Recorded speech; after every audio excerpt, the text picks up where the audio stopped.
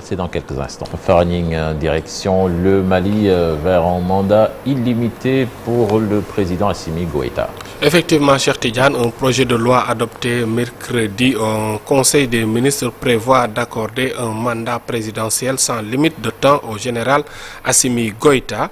Déjà président de la transition, Assimi Goïta restera à la tête de l'État jusqu'à la pacification totale du Mali et des autres pays de l'Alliance des États du Sahel, le Niger et le Burkina Faso.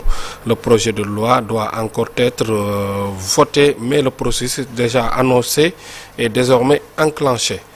Près de 5 mois après la prise de Goma pour l'AFC M23 par l'armée rwandaise, la chef de la MONUSCO est arrivée dans la capitale du Nord Kivu pour une visite de 3 jours, alors que les tensions se sont multipliées ces derniers temps entre la mission des Nations Unies et le mouvement armé.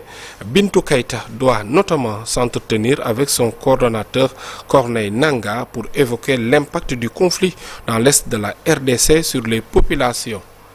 Un avion d'Air Indian à destination de Londres, transporté 242 personnes, s'est écrasé hier à proximité de la ville d'Ahmedabad, dans l'ouest de l'Inde. Parmi les personnes qui étaient à bord figuraient 169 Indiens, 53 Britanniques, 7 Portugais et 1 Canadien. Selon la compagnie aérienne indienne, la police d'Ahmedabad dit avoir retrouvé un passager survivant.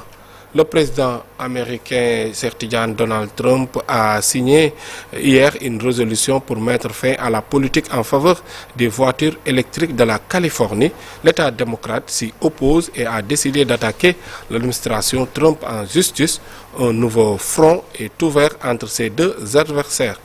Pour finir, plusieurs fortes explosions ont été entendues dans la nuit du jeudi 12 au vendredi 13 juin en Iran, notamment dans la capitale Téhéran. Dans la foulée, une source militaire israélienne a indiqué que l'État hébreu avait pris pour cible plusieurs installations du programme nucléaire iranien, anticipant une riposte de la République islamique.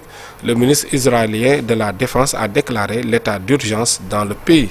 Tidiane, c'était tout pour l'actualité hors de nos frontières. Farning, merci, on te retrouve dans une demi-heure pour d'autres actualités internationales. Léegi dañuy ñëw dem ci xët bu njëkk bu yéenekaay yi ànd ci ak El Hadj Malick Thiandoum.